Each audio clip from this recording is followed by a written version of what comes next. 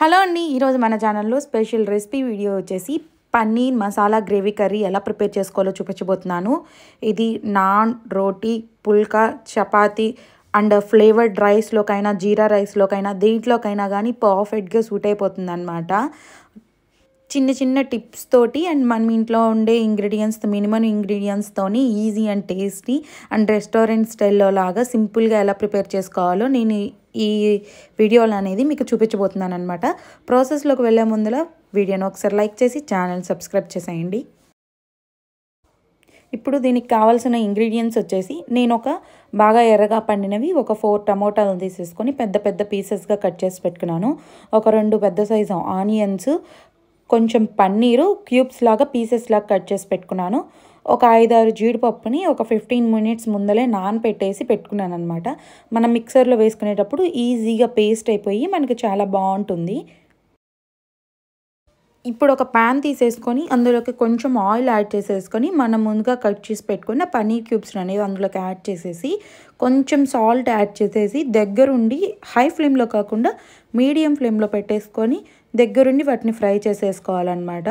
కొంచెం golden red కలర్లోకి వచ్చేంత వరకు ఫ్రై చేసేసుకోవాలి.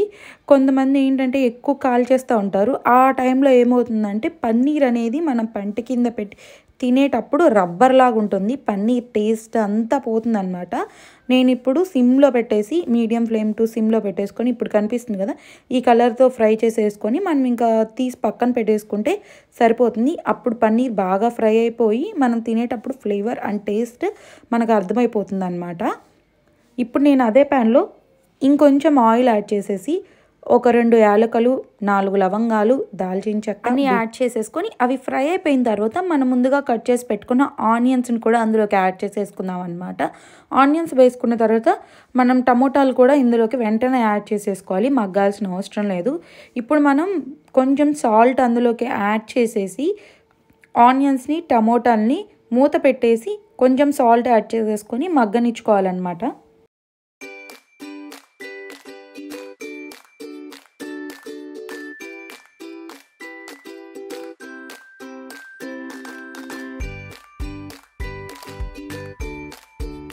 మధ్య మధ్యలో మూత తీసేసి అవి కలుపుకుంటూ మగ్గపెట్టుకోవాలి.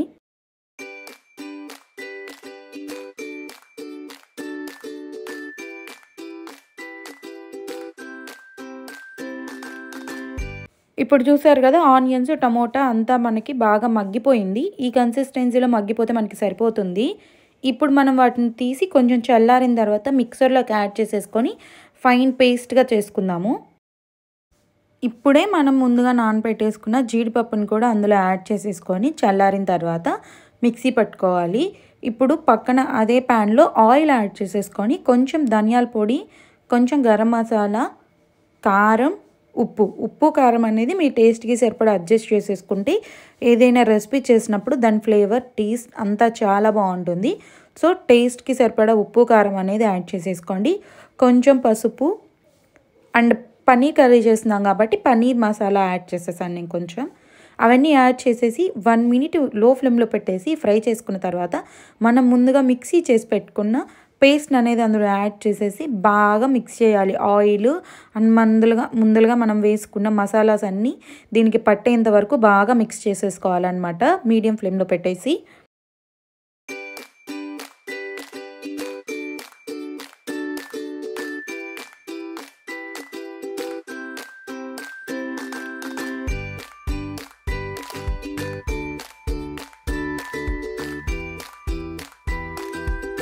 ఇందులోకి ఆ టమోటా ప్యూరీ పేస్ట్ యాడ్ చేసిన వెంటనే వాటర్ ఏమి యాడ్ చేయకుండా మూత పెట్టేసి అది బాగా మగ్గిన తర్వాత ఆయిల్ అనేది పైకి తేలుతున్నట్టుగా అనిపిస్తుంది.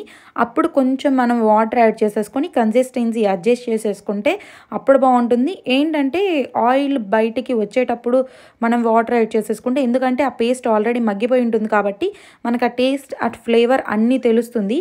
ఇప్పుడు నేను పన్నీర్ క్యూబ్స్ని ఇందులో యాడ్ చేసేసాను. పన్నీర్ క్యూబ్స్ గ్రేవీలోకి పట్టేంత వరకు బాగా మిక్స్ చేసేసి మూత పెట్టేసి 5 to 10 మినిట్స్ అలా వదిలేస్తే మనకి ఎంతో ఈజీ అండ్ టేస్టీ అయిన పన్నీర్ గ్రేవీ కర్రీ అయితే రెడీ అయిపోతుంది అనమాట. ఉప్పు, కారం అండ్ మసాలాస్ అన్నీ అడ్జస్ట్ చేసేసుకొని టేస్ట్ చూసేసుకొని మనం సర్వ్ చేసేసుకొని తింటే చాలా అంటే చాలా బాగుంటుంది.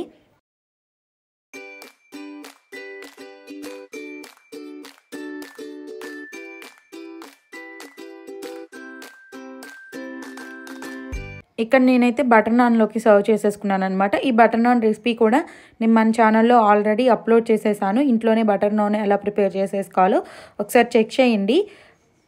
And butter non with combination of paneer masala gravy curry నేను ఇంట్లోనే ప్రిపేర్ చేసేసి వీడియో ఫుల్ ప్రాసెస్ అనేది అప్లోడ్ చేశాను. ఒకసారి చెక్ చేయండి. అండ్ ఈ మసాలా గ్రేవీ కర్రీ కూడా ఫ్లేవర్డ్ రైస్లోకైనా బాగుంటుంది, మనకి నార్మల్గా ఇలా రోటీ నాన్ పుల్కా దేంట్లోకి తిన్నా బాగుంటుంది.